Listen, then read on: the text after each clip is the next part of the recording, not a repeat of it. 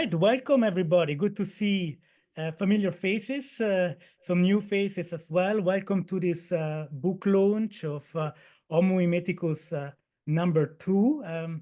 And it's a real pleasure to be in your company to launch a book that is part of a mini-series on Homo Mimeticus that has emerged out of a near-sea project that I led at Leuven University. And the books are appearing with Leuven UP. So we're very excited about that. The idea behind this mini-series is to open up an entire new field of studies, a transdisciplinary field that we call mimetic studies. And for today's book launch, we have the pleasure to have our editor from Leuven UP. I'll say a few words about mimetic studies in general in order to contextualize the book for those who are new to mimetic studies within the field. And then my co-editor, Marina Garcia-Granero from Valencia, will take us a little bit deeper into the volume itself. And then we are lucky to have some contributors, so took time to be present. I see a number of you, and we thought it would be a good occasion for them to present in their own voice their own main contribution to the volume and their vision about mimetic studies and why it matters as a field. But without further ado, Miriam, I hand it over to you. Yeah, thank you. So nearly 2 years after the book launch of Homo Mimeticus, well, one, which was not called one yet, but of Homo Mimeticus. So Nidesh's monograph, that was the outcome of the Homo Mimeticus ERC project, of which he was a principal investigator. So it's a great pleasure today as a publisher to be here for the launch of the second volume that sees the light thanks to this project. So, and maybe, just maybe, not the last either.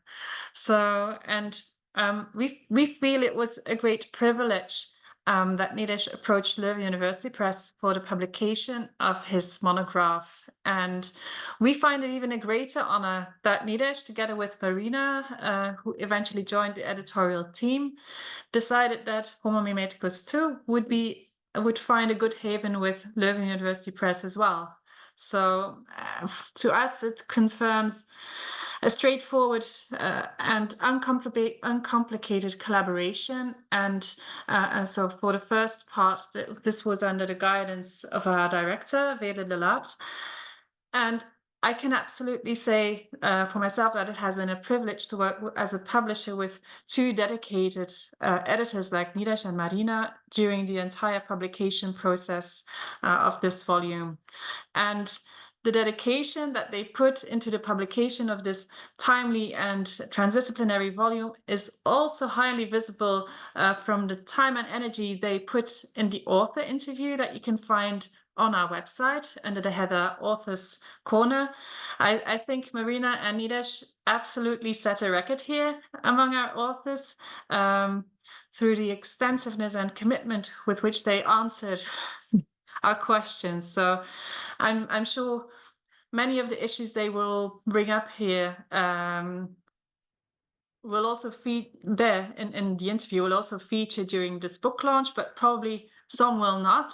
And I would therefore also like to warmly invite you to read the highly interesting interview with Nidesh and Marina on the genesis of the book on the Leuven UP website following this book launch. I will soon give the word to the editors themselves, but before I do so, I would like to stress the impact of the open access publication of this mini-series, as Nidesh also already pointed out.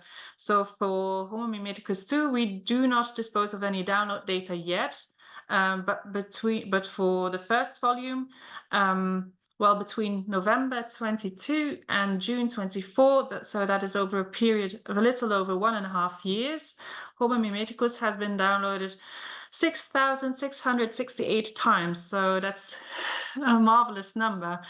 And open access really does reach its goal here in appealing and reaching a broad international audience, as the fact shows that, for instance, on the OAPEN platform, for instance, Brazil and India feature in the top 10 of countries with the most downloads. So I will not bother you with any further statistics or anything, but I will give the word to Nilesh and Marina, and perhaps we'll see each other on another book launch in the future. Who knows? Thank you very much, Miriam, and one at a time. Absolutely. But it has been a real pleasure to work with you and the entire team at Leuven University Press. And I could not recommend Leuven UP more to authors who are interested, especially in exploring interdisciplinary connections. And so it has been a fantastic teamwork, and we are very grateful. And the open access possibility that Leuven University Press offers via the KU Leuven Fanfare Open Access is fantastic. We had also an ERC grant to complement the cost, so we are grateful for this opportunity.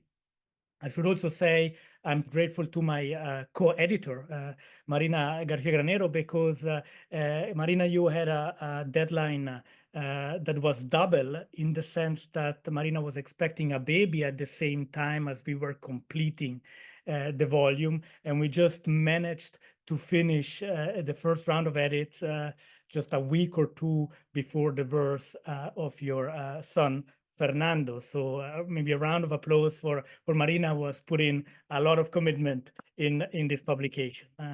Thank you very much, Marina. So then maybe I'll say a few words about mimetic studies. Since this book, as Miriam mentioned, is part of a series on Homo Mimeticus, whose goal is to open up this field, I thought for those who are new to mimetic studies to say a few introductory words. And when we say mimesis, this is a concept that has been around for 2,000 years. And the immediate association is to a genre called realism, to a representation of reality that aims to be as adequate as possible to the real, and therefore commitment to an aesthetic of sameness. And this is the notion of mimesis that we are aiming to go beyond to via an idea that opens up mimesis to a plurality of differences and brings mimesis back to life, back to mimetic subjectivity. Very often that happens under the rubric of different concepts. Identification, if you work in psychoanalysis, is a concept that is linked to mimesis, but in more recent debates, there is discussions about influence, emotional contagion, empathy, sympathy. In the neurosciences, there's discussion of mirror neurons. Resonance is a concept that resonates with mimesis. So we really aim to make this concept as capacious as possible in order to account for the ways in which mimesis forms and transforms subjectivity in the 21st century. And the fundamental hypothesis is that we are not only Homo sapiens, right, wise humans. If we look around, we see a lot of symptoms of lack of wisdom. I think that's pretty obvious.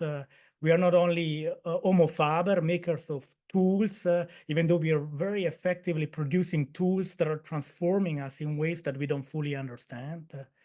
We're not only Homo economicus, even though that's a contagious idea that seems to be quite dominant, and so on. So the list of appellations of Homo sapiens are many. We argue that we are also, and above all, Homo mimeticus, and the fact that we are mimeticus allowed us to become Homo sapiens, to become Homo faber, to become Homo economicus or Homo religiosus. So there is a spiraling feedback loop at play that reverses causality in a genealogical sense that some of us inherit from Nietzsche.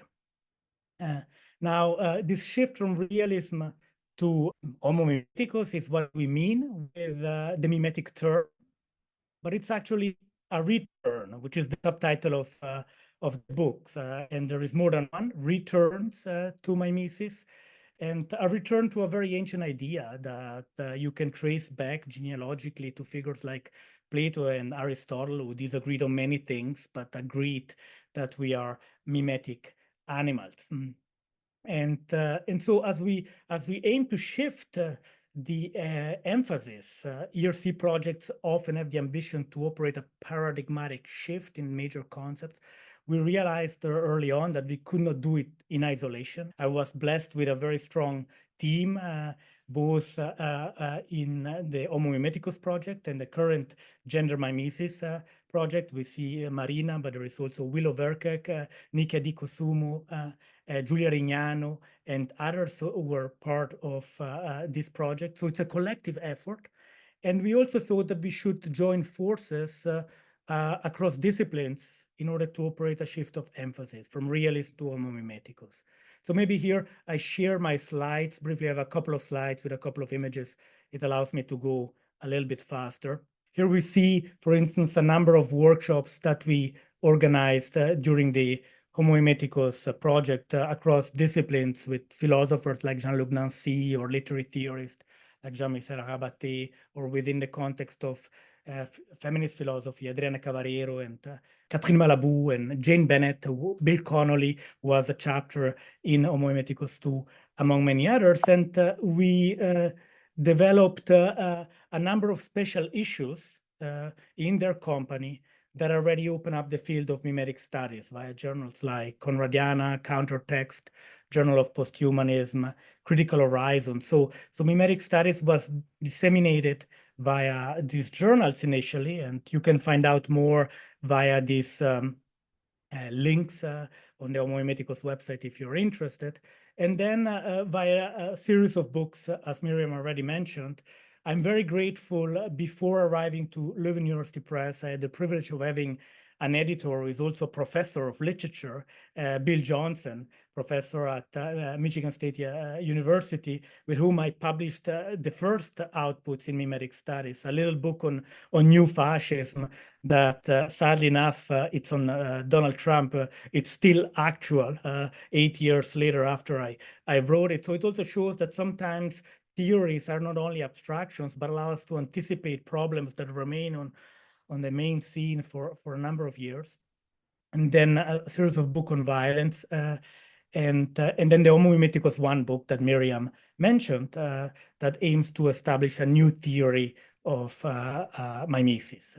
And I should say I was blessed with a number of excellent translators that I would like to thank, because these works have already been translated in Italian, in German, in Spanish most recently. There is a translation in Dutch forthcoming as well of Homo Mimeticus. So I'm very grateful to some of the translators. Some of them are here, who are actually creatively, because translation is not simply a passive imitation, but they are actually contributing intellectually to the dissemination of mimetic studies across languages. I'm very, very honored to have that.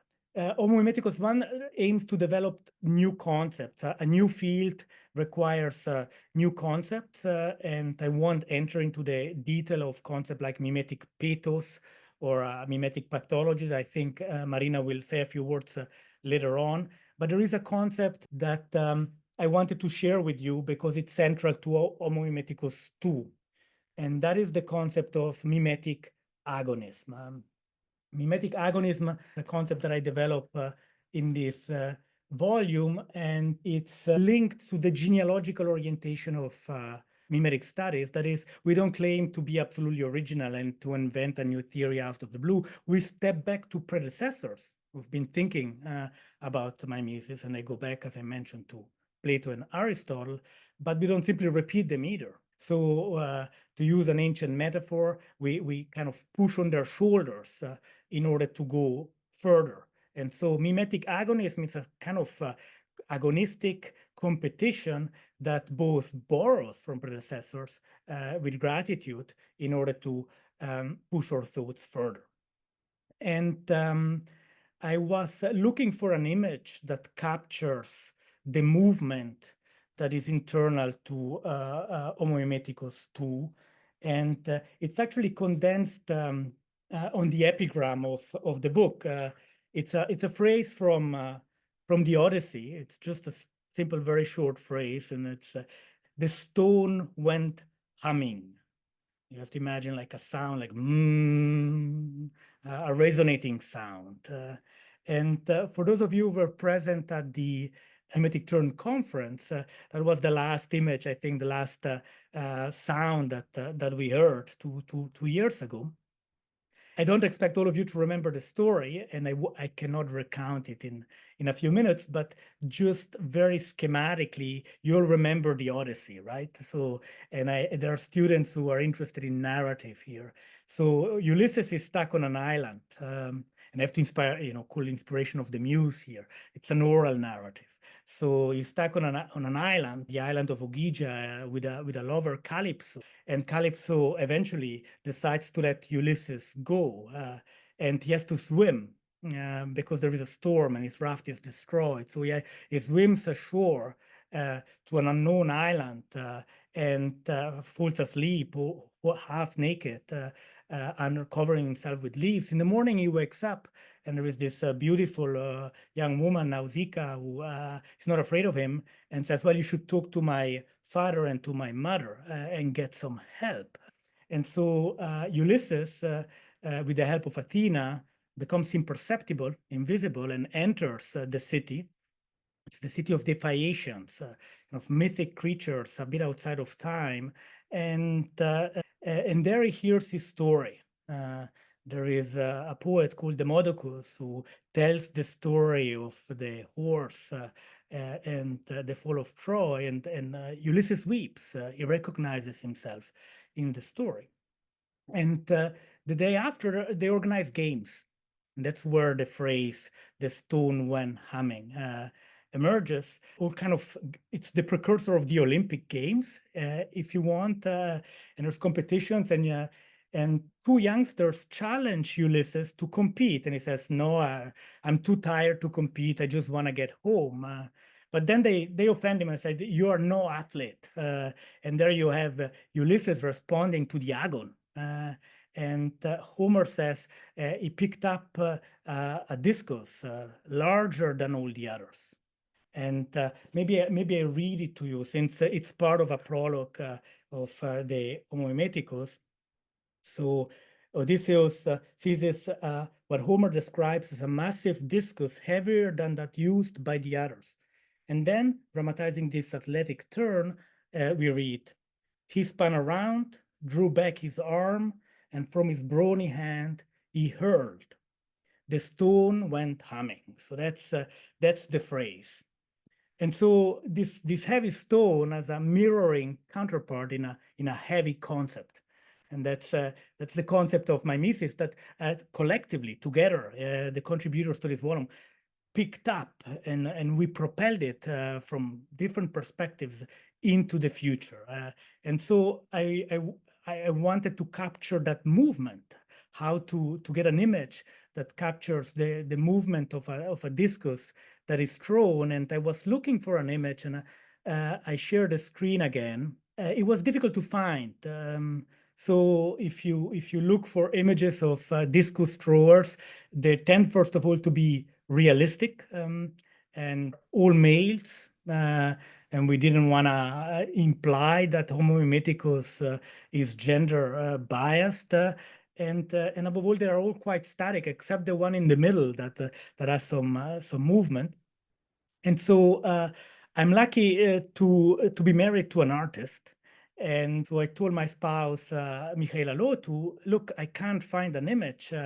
How would you represent not the discus thrower, but the movement, the kind of the gesture of throwing the discus? And what Michaela came up is the image that we have on the book cover, which is actually bigger in the original. So this is how it appears. And so Michaela is not a woman of words, but of images and artistic kind of configurations. But I asked her if she would be willing to say a few words about the composition of the discus thrower image. And so I let Michaela say a few words, who is actually sitting here just next to me. Hey there, Michaela, my name. So yeah, with Nieder's demand to create something to his concepts, which I'm very familiar of, even though not being an academic, I set myself the task to get into the body and I imagined a disc thrower, and I actually exercised it bodily and sat down afterwards in meditation to feel the energy and the dynamic, to then, in a second step, with ink, bring it very quickly onto the paper. And after that, I worked it with acrylic, as you can see on the image. I did a whole series because in that spontaneous and energetic dynamic movement, you cannot plan it. It's not like you try to draw a human body anatomically. And so I just brought you some more images of that series, if you can see it. And then we discussed it together. I mean, Nidish had to say naturally which one he wanted to have for his book cover. And also the press had a say. So it's basically about bringing the energy of the body and this, you know, already, the body and the movement to life. Fantastic. But so I would say a round of applause for Michaela, because capturing a movement paper. So we're very delighted to have it. And I think I could not have hoped for a better image for the volume. So on that note, I hand it over to Marina, who will take us into, I just gave you the outside, into the volume of Homo Mimeticus and the chapters that compose it. Perfect. So thank you, everyone, for being here today. And before I start, I would like to thank my co-editor, Nidesh Lotu, for his guidance and strong support during the whole editorial project, which, as he's mentioned, coincided with my pregnancy and the birth of my son. I would also like to thank Miriam and the whole Leuven University Press team for their wonderful collaboration. Everything went so smooth. And thank you, Michaela, for the beautiful artwork which perfects this book.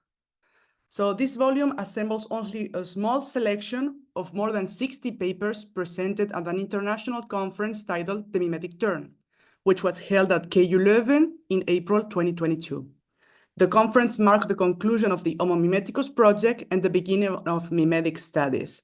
Other essays emerging from it were published in a special issue of MLN on the Mimetic Turn in 2023. Rising from that conference, we knew the chapters would be of high quality. Nidesh and I joined hands with a number of contributors to pursue this volume. We are all scholars intrigued by the centrality and scope of imitation in our human condition, which justifies its denomination as Homo Mimeticus. Some contributors had already studied mimesis for decades. Others are established scholars, well-versed in their domain, and now intrigued by the intersection with mimesis, the realization that mimesis is central to our human condition.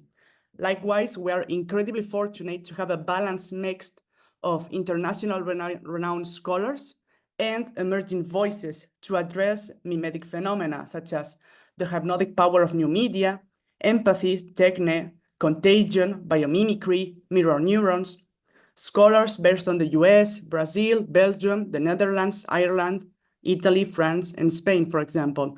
So together, we put the new concepts of mimetic studies to use in areas as diverse as continental philosophy, classics, literary studies, sociology, political theory, environmental studies, and other perspectives. These are just some of the areas explored in the book, and it attests to the fact that mimetic studies is relevant across disciplines.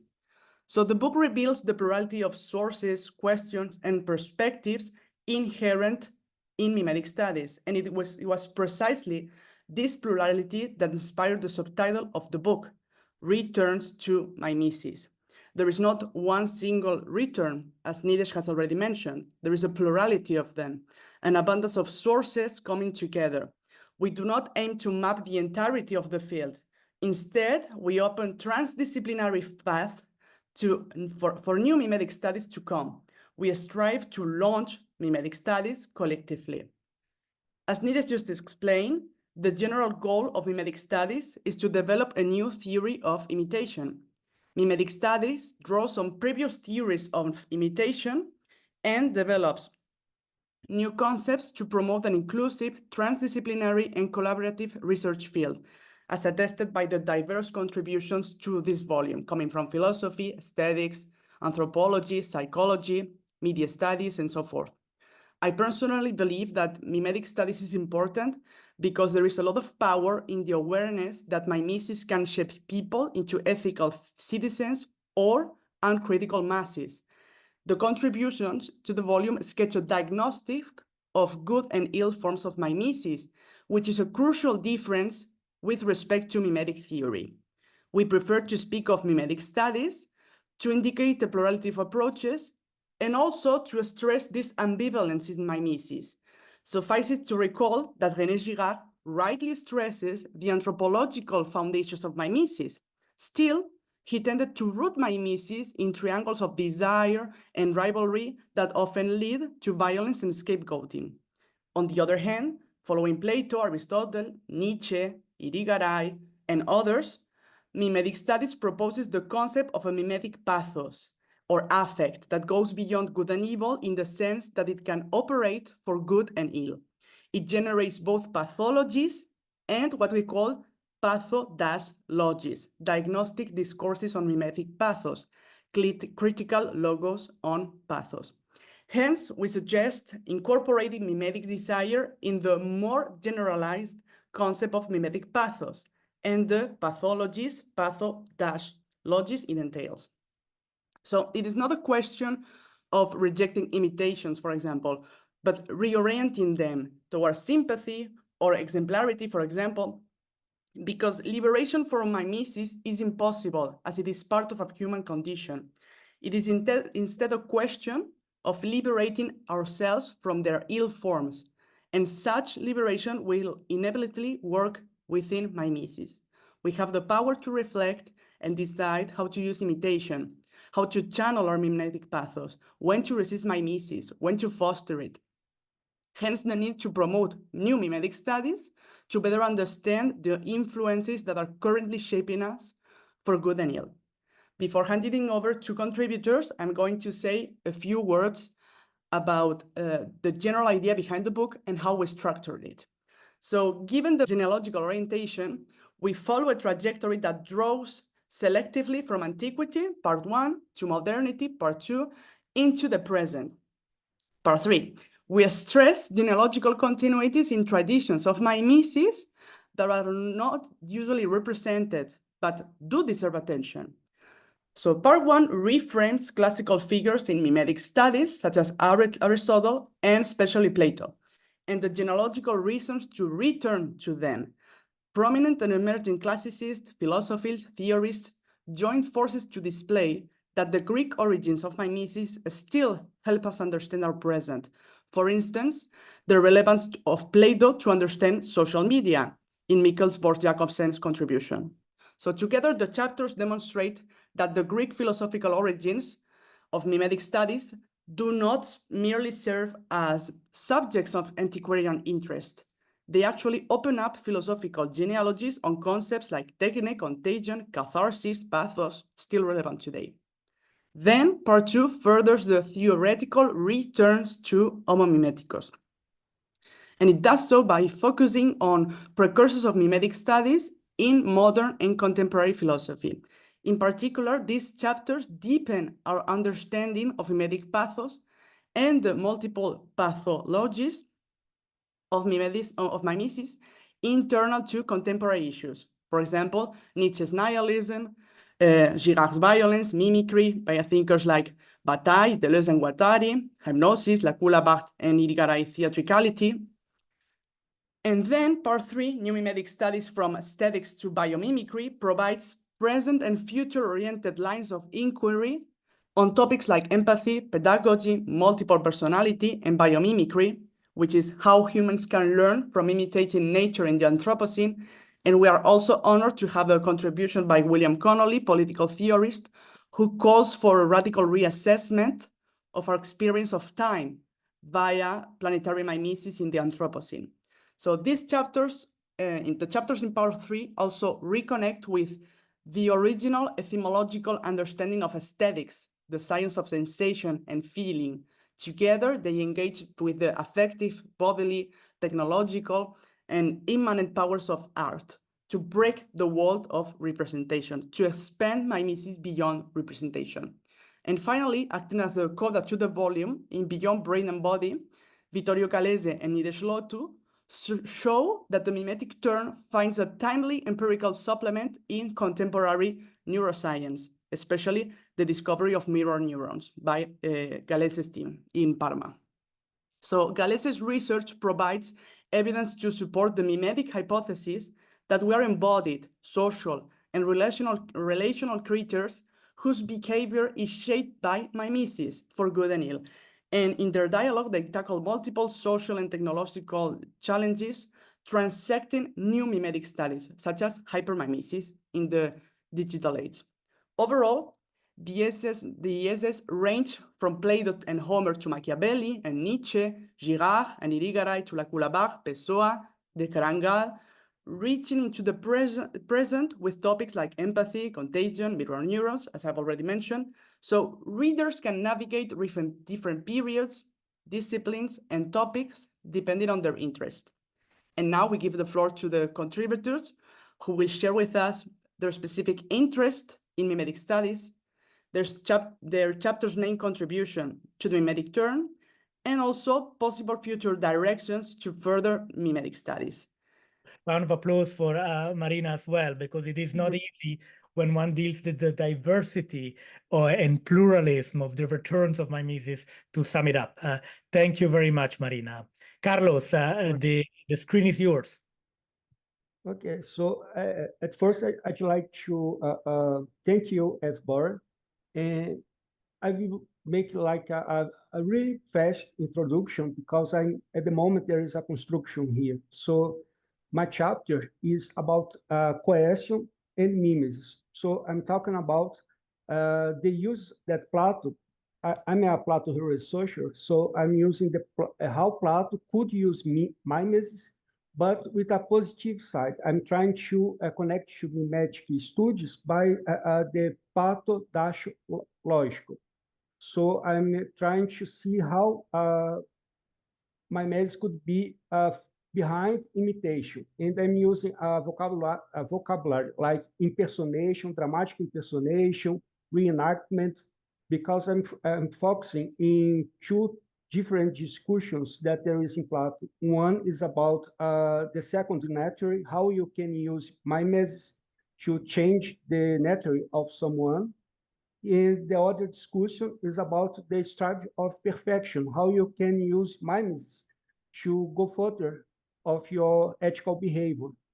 And I think this can, how can I say, this can expose how Plato is not using just imitation as the meaning of mimesis. We have another more, how can I say, robust meaning of mimesis as something that you can use as a political leader, because this discussion here that I brought is related to the political sides. And I'm using it like how a someone in charge of political force could compel someone to change the nature. And this is the kind of thing that I brought to the discussion, how Plato could see reenactment and dramatic impersonation able enough to change the nature of someone. Thank you very much, Carlos. No, thank you, everybody, to the presence and the opportunity to be here. We're happy to have you. So that was Carlos Carvallar, who holds a PhD in philosophy from the Federal University da Bahia from Brazil. And now let's hear Mark Pizzato, who is a professor of theater and film at the University of North Carolina at Charlotte. The floor is yours, Mark. Well, thank you very much for including me in such an esteemed group. And I really also want to express my thanks to Nidesh and all of you on his team for involving me at a distance from the United States. I, encountered your mimetic studies website and then conferences and talks, and have thoroughly enjoyed them all and found them very valuable, along with this book project. I come from theater and performance studies. My PhD is in English, focusing on drama and postmodern theory, so I'm also very interested in the philosophical dimension. And 5 of my 8 books have involved drawing on neuroscience to try to explore how the inner theater of our staging of self and other consciousness relates to outer theatricality in various areas, especially with theater history, films, several of my books on film, and also my latest book on religious sites. So I found myself for this conference and then book article going back to Plato and realizing that I had more to explore there with his allegory of the cave and the context, of course, of his criticism of the arts and his offering of higher awareness through philosophy with that allegory. So I find it both insightful and problematic, and explored it through several modes. The developmental, regarding how we inherit as children our animal-human evolutionary ancestry, and the inner theater networks involved in that, which I see reflected in Plato's insights about shadow puppetry, and then one of the prisoners in the cave becoming aware of the fire and producers of that shadow mimicry, and then being pulled out of the cave and trying to pull others out, and the violence of the resistance to that. I found some interesting parallels to levels of our brain cognition, our animal to human ancestry that anthropologists have explored, with emotional drives and emotion contagion, as well as the mirror neurons recently discovered, as mentioned by Galezi and his team in the 90s. And also how that relates to the unfortunate situation in the US where we have frequent school shootings, and how that started in the 90s as well, at least famously with Columbine High School, and then some more recent ones, including on my own campus a few years ago. So it was a very personal essay for me to write regarding a reconsideration of my own work and of Plato and of what's happening in my country and even on my campus. So I have a vexed relationship now with Plato and his allegory of the cave. I value its imagery, and I bring it up now more in teaching about theater history, because I agree with him that there are problems with the arts and entertainment especially. I focus on how that involves a melodramatic mode that gets repeated in politics as well, and is very apparent now. I'm in North Carolina, which is a swing state, so we're getting a lot of media bombardment, which is mostly fear-mongering on one side, and that fits very much into that melodramatic paradigm from theater history, where entertainment through, and then of course in film as well, and evoking the audience's fear of a villain, stereotyping certain villains and projecting onto them as scapegoats becomes a way to motivate people's courage and fighting instincts. And I offer in this essay a kind of summary of what I've explored through several of my books, how that problem arises again and again, from the arts to entertainment to politics. But there's perhaps an alternative that Aristotle offers with catharsis, and I see it also in the ancient Indian tradition of rasas, so that we have a tragicomic alternative through ironic changing of perspectives as a possibility as well. So thanks again. Thank you very much, Mark. And so you both, Carlos and Mark, did a fantastic job in going back to Plato and complicating the well-known stereotype of Plato being simply opposed to the arts and finding insights, be it on the side of exemplarity or bringing it in connection with the neurosciences. So these are great contributions we're delighted to have. Marina, I think who is next on the list? So next is William Johnson, who we're delighted to have. He is a professor of English at Michigan State University. He is also Nidesh's editor in Michigan State University Press, Studies in Violence and Mimesis and Culture. And he also edits the journal Contagion. So we're delighted to have him as a major Girard scholar. And you have the word, Bill. Thank you.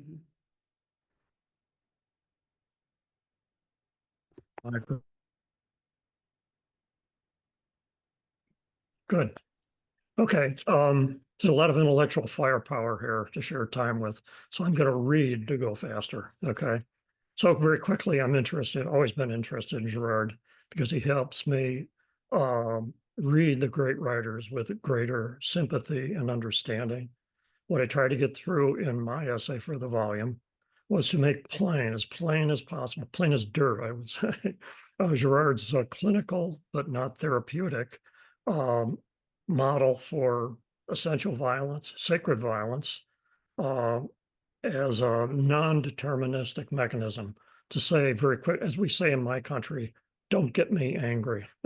And what that means is, you're letting go, you're not angry, but you can't help yourself if somebody's being violent to you. And, that's the way, that's sacred violence right there. That's the a lack of culpability, of responsibility about your own violence.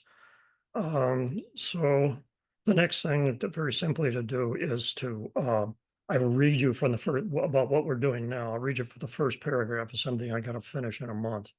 And it's an essay called The Missing Mother and the Continuing Fecundity of René Girard, Depaternalization and the De-Domestication of Women in Modern Writing. As a scholar editor, I follow two agendas here, hopefully intertwined. My proposed framework is the origin of patriarchy in the domestication of women's fertility, which makes paternity discoverable and certifies the patriarchy, and then the modern depaternalization of the patriarchy and the modern emergence of the de-domestication of women's power to give life. As an editor, I'm simply saying, don't wring your hands about something René Girard didn't take up. Just do it yourself. I begin with Tora Moy's 1982 diacritics review of Girard entitled The Missing Mother, where Moy points out that the mothers are missing in Girard's reinterpretation of Freud, and that Girard skips analyzing the pre-Oedipal stage where mothers can't be missed. I will not follow Moy's castigation of Girard for missing the mothers, nor will I castigate Moy for not herself testing Girard's hypothesis by including mothers in Girard's work to see if it works, but I will follow out the path she pointed to, but chose not to follow herself. After all, her work that follows her own path is strong and well regarded. Textual sexual politics, her writing on Kristeva, and especially Simone de Beauvoir, on feminism, and more recently on Ibsen. I would not follow her through to espousing Wittgenstein, J.L. Austin, and Stanley Cavell to comprehend the modern revolution of the ordinary, but I leave it at that. I simply don't understand putting aside Girard, saving yourself for Stanley Cavell. So I look in the rest of the essay at examples of depaternalization and the de-domestication of women in Ibsen, Strindberg, think of Fodrin, the father. Joyce, paternity may be a legal fiction, and especially D.H. Lawrence, whose Sons and Lovers depicts the communicative bond of mother and child before birth, and Sons and Lovers before birth, where Galeazzi helps us see the origin of interindividuality, which is Girard's term as well, with the mother, for better or worse. And then finally, The Rainbow, where Tom Brangwyn is a terrible father, but a good enough mother. And here, Sarah Hardy, is that how you say it? Sarah Hardy, you know her work anyway, on mothers and others, and then fathers is invaluable to me, as I'm finding out as I finish up the essay. So it just starts from that simple observation in Girard that that his theory and Freud's theory becomes possible because of a cultural process of depaternalization in the modern, the weakening of the father. Okay, hope I kept to 5 minutes. Thanks. Thank you. Thank you Thank you very much. Yeah, you guys are better editors than I am. I found that out. That's embarrassing. I've been at it forever. I wouldn't exaggerate. I wouldn't exaggerate. I have a number of books in your series, and I'm very delighted to have the genealogical continuity. Sometimes a bit agonistic, but that's productive between mimetic theory and mimetic studies, and to have Girard as central to the Homo Mimeticus Volume 2. So thank you very much. Thank you very much, Bill. You're very kind. So next is Nikki Hadikosumo, who obtained her PhD in philosophy at KU Leuven as part of the Homo Mimeticus project. And she's now lecturer of philosophy of art and culture at the University of Amsterdam. We're happy to have you, Nikki. Thank you, Marina. Thank you both, Nidesh and Marina, also for this, and congratulations on this volume. Very well done. And also thanks a lot for your valuable suggestions during the process. And yeah, the way that the publication is lying now on our desks wouldn't be possible without your really hard work. So thank you for giving me the opportunity to contribute. Indeed, it's a little trip down memory lane for me to be here in the presence of some of you that I've seen so many times during well, of course, 4 years, but some of you came on board later. Nevertheless, yeah, it's a really nice feeling to be joined by you here after my defense 3 years ago. And yeah, to say something about my contribution. So a few words. What I wanted to do was to shed a bit more light on theatricality as a foundational element of mimetic relations. It already came to the fore in what's been said today, but yeah, so what I was drawing on in particular was one of the key insights of this return to mimesis, which is taking into consideration the fact that actually the genealogy of this concept, but also the etymology of this concept of mimesis, which has its origin indeed in dramatic performance, and stressing the Greek verb mimestai, meaning to imitate, to portray, which itself is derived from mimos. And as you both explained, Marina and Nidesh, in the introduction, this word actually contains two notions. It's the mime as performer, but it's also the mime as dramatic performance. So this double feature of capturing both the activity of portrayal and the source of this portrayal in the figure of the actor, this was actually my starting point to speak about the idea of mimetic display or mimetic exposition, in which I zoom in a bit more on how the theater has been theorized through a post-structuralist lens, and in particular that of the French philosopher Philippe Lacoue-Labarthe, a name that maybe some of you have already heard about, since it's been a recurring figure in the Homo Mimeticus project, very important and definitely central for my research. And so that was one important objective of my chapter, to give a post-structuralist account of the idea of mimetic exposition as rooted in theatricality. Then the second objective was to trace the potentially feminist undercurrent in Lacoue-Labarthe's account of theatrical mimesis. And I got my clue here from a couple of passages in Lacoue-Labarthe's essay Typography, in which he explicitly refers to the French feminist Luce Irigaray, already mentioned today. So the second part of my chapter tries to show how the passive and active manifestations of mimesis, as Lacoue-Labarthe calls it, how they are informed by feminist considerations. And he's recalling here in particular the history of Western thought, equating the representation of woman and femininity to feminization and passivity. which he sees as deeply rooted in mimetic structures of thought. So also in the second part, my main perspective was theatricality and proposing that Irigaray's philosophy of mimetism provides a counter theory to representational models of imitation, suggesting a more affective, process-oriented, feminist account of mimetic exposition, in which I see also very strongly, or let's say I worked very strongly also with the concept of pathology, this dynamic which I see at play also in Irigaray. Yeah, so this feminist and also ethical project by Irigaray is exciting to me personally for my own research and something I hope to work further on. And in particular, what is interesting is Irigaray's capturing of Plato's very complex understanding of mimesis and really incorporating that in her own practice of philosophizing, which in my view has kind of been overlooked by readings of Irigaray's work.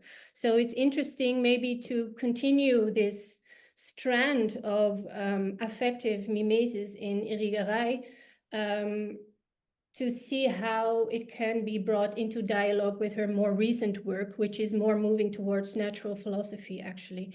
So yeah, that's something I'm excited about, and something that this chapter helped me to also bring to light. So thank you. Fantastic. Thank you very much. And by the way, I must say, you know, as a promoter, it's such a satisfaction to see your trajectory from the PhD to now a professor at the University of Amsterdam, and developing this very original genealogical connection between Irigaray and Coulabard that was already internal to your dissertation, but as you say, very little known. And so this is certainly a territory worth further exploring. So we're delighted to have it. Thank you, Nikki. And lastly, we're delighted to have Evelyn Ender, doctorate from the University of Geneva, who teaches in the Department of Comparative Thought and Literature at the Johns Hopkins University. Her contribution deals with literature, pedagogy, and the powers of mimesis. We're happy to have you, Evelyn. Thank you. I'm delighted to be here, and needless to say, I'm ever so grateful for the opportunity of working with both of you, and I'll say a bit more at the end. I actually wrote down my remarks because I was worried I would not meet the 5 minutes. So here, let me share with you what I think relates fundamentally to what Nidesh was stating a little while ago when he reminded us that there's something about mimetic subjectivity that is central to the project that is yours, has been yours on the mimetic condition. And what I will say is that what I wrote about to some degree is the point of tension, the agonistic relationship between mimesis and subjectivity, as I understood mimesis to be a very important abstract philosophical and theoretical notion, one that has existential dimensions, but also, as I understood, that the only way I could engage with, in a dialogue, so to speak, with the project that was yours was to actually work on what I do. So I am a modernist, and I'm a modernist with a long-standing interest in literature, in representation, in poetics, and especially in a context of memory and trauma.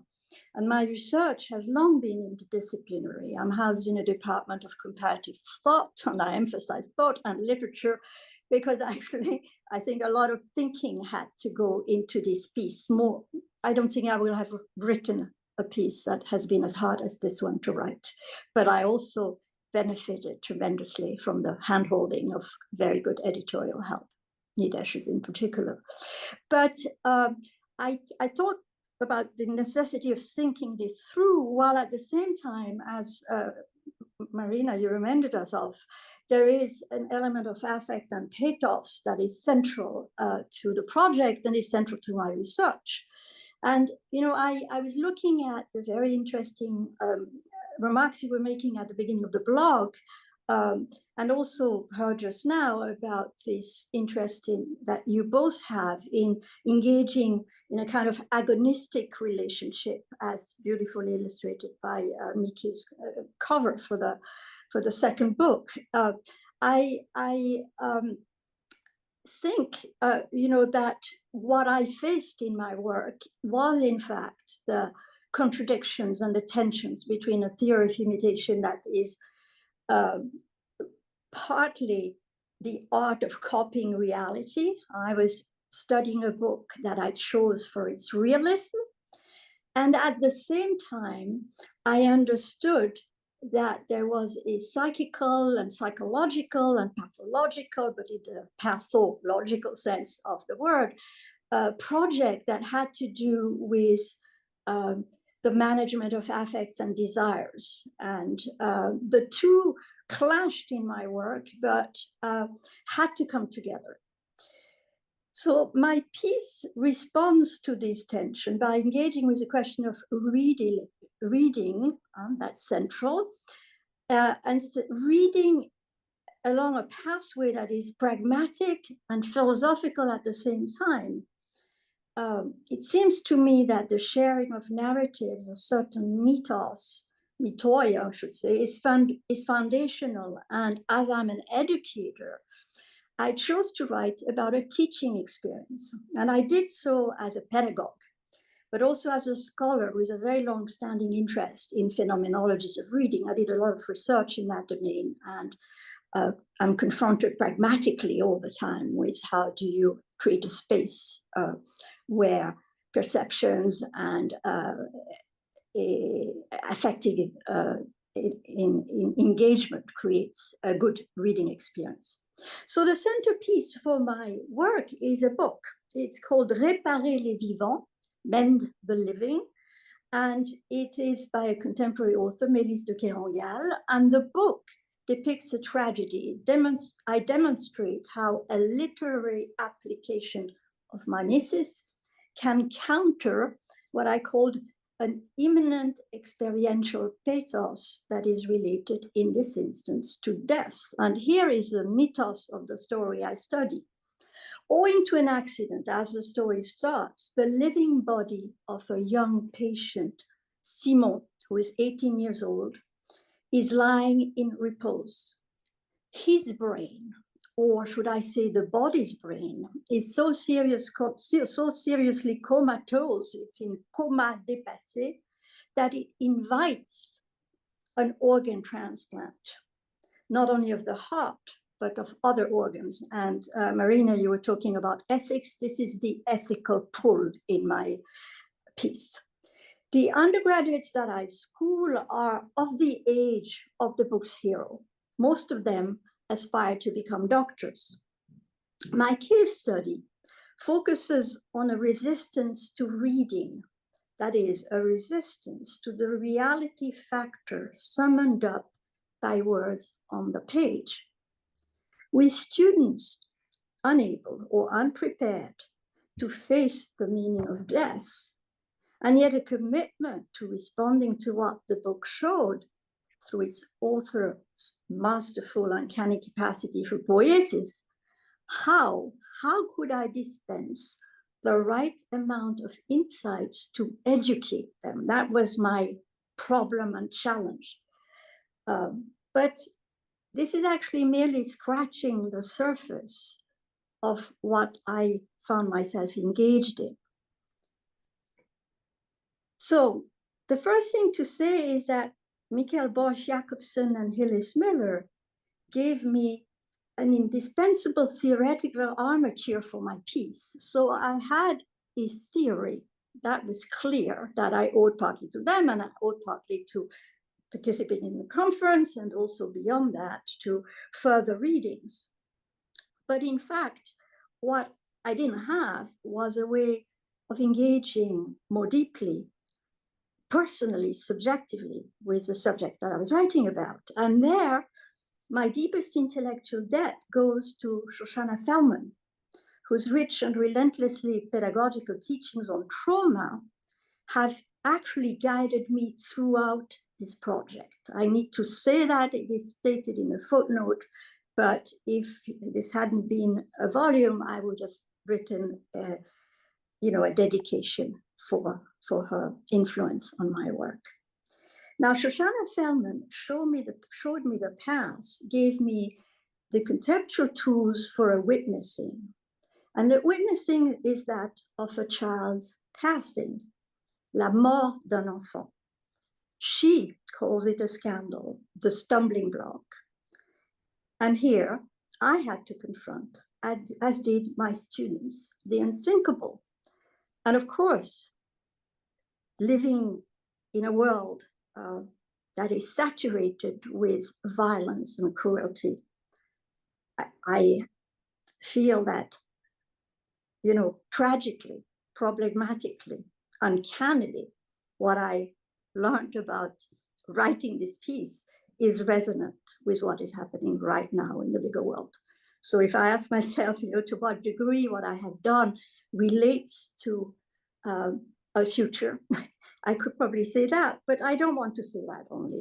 The other thing I want to say is that this kind of past, which is a very, very profound for me, this journey into writing this piece, owes a tremendous amount, in fact, to Nidesh's patience and generosity.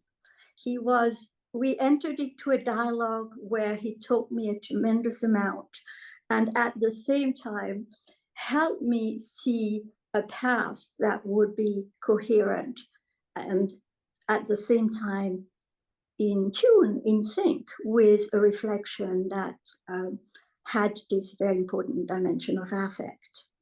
And since we were asked to talk about where there might be a future for Mimesis, maybe in a way that is a bit more technical, what I would like to add is, especially also having seen and heard Michaela talk about her cover for the book, is that I look at the project on mimesis and imitation now in an American context, in a university that is right now appointing 95 professors whose specialty is going to be artificial intelligence.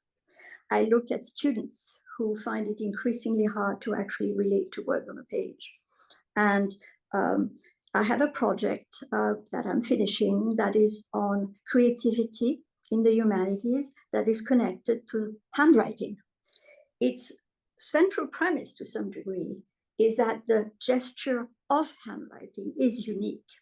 And as I was looking at Mickey's drawing, beautiful drawing, I was reminded of that, because what I'm hoping is that we have enough energy and that we throw that disc into the future with all its humming in ways where we still keep the human voice, where we still are able to say that machines cannot do the thinking for us. I witnessed in my own research a double paradigm shift from machine writing, but in fact now from a paradigm of artificial intelligence where human brains are being replaced by imitation. And that, for me, is also a tremendous concern. So again, thank you very, very much for giving me a chance to travel along these lines to a place where I can make sense of more things. Thank you very much, Evelyn, for bringing us back in our bodies and reminding us of the importance of handwriting and reading as well, which so far AI can do. That's a topic for future explorations. We'll come back to that. Absolutely, I think it is. Yeah. Marina, so what we thought of doing now, we thought of finishing around 6:30 and not taking up more time. Maybe, Marina, do you want to say a few words just very briefly about your chapter, and then we open it up for discussion to questions that people might have and clarifications? Okay, yeah, thank you, Nidesh. I'll do that. So my chapter is titled Nietzsche's Nihilism and Mimetic Studies. And what I do there is, firstly, I explain my understanding of nihilism, Nietzsche's nihilism, is mostly based on Paul van Tongen's book, Nietzsche's and European Nihilism. And so what he explains there is that nihilism has multiple meanings, mostly three, and then a fourth, but nihilism one, it's the pessimistic nature of existences, the meaninglessness of the world. Then there is nihilism two, which is Christian ideals, for example, and then there is the death of God. So starting from that account, I argue that Girard's understanding of nihilism is inadequate because he reduces nihilism to the death of God. This is obviously very understandable from his side because he starts from a very particular anthropological account. But also one of my interests there is to argue that there are Christian Nietzsche scholars who don't reject Nietzsche like he does. So it could have been otherwise. That's what I mean. And so what I argue there is that given his rejection of the fundamental nihilistic nature of our existence, Girard's response to the death of God is also nihilistic. And after that critique, what I do is I draw some parallels between nihilism and mimesis, and mostly and they are also inspired maybe by Gebauer and Wolf in their book on mimesis. They argue that the moment of the death of God is when perspectival mimesis arises. And so that's also very interesting because what I think is fruitful in nihilism is the fact that it opens, it's an opportunity and also catastrophe. And Nietzsche was very much aware about this. It's a liberation and also a catastrophe, as I was saying. And so what a menace. And so what mimetic studies should do, I believe, is to be able to confront both sides, not to reduce nihilism as a liberation, which is, for example, what the hermeneutic school does, but also understand the risk inherent to the death of God, which is also that something that Philippe Lacoue-Labarthe and Jean-Luc Nancy already suggested, for example, with Le Mythe Nazi, for example, that the disintegration of Christian ideals prompted, or let's say, after the rise of shadows of God, which is a Nietzschean term. So I think I spoke too much, but that's pretty much the idea behind it. Thank you. And also thank you to Nidesh also for his feedback on my piece. All right, but thank you very much. Thank you everyone for these very rich contributions to mimetic studies. I have a few chapters in the volume, but you can discover them for yourself. Last slide I wanted to show today with a project that is forthcoming. It's you open up the question of the posthuman, and the next publication of mimetic studies addresses precisely mimetic posthumanism, or Homo Mimeticus 2.0, so in the digital age. So I don't think we can do justice to it, but we will certainly continue with that question. I'll see if there is interest to develop another book launch. This book is coming out at the end of October. So the 31st of October, and it has another image by Michaela Lotu using her techne and drawing to have a non-representational view of a posthuman mimetic subject. So maybe on that note, I think that we managed to, within 1 hour and a half, to cover as many perspectives as we could. Pick up the book in its physical form or digital form. You can download it for free. And we are really excited and honored to have such a distinguished kind of team and contributors working on mimetic studies across the world. Many were not present, but you can read their work in the volume. So, Marina, is there anything that you want to say to conclude? No, just to thank again everyone for joining us today. It was lovely, and I'm so happy to see that so many students have already read the book and enjoyed it.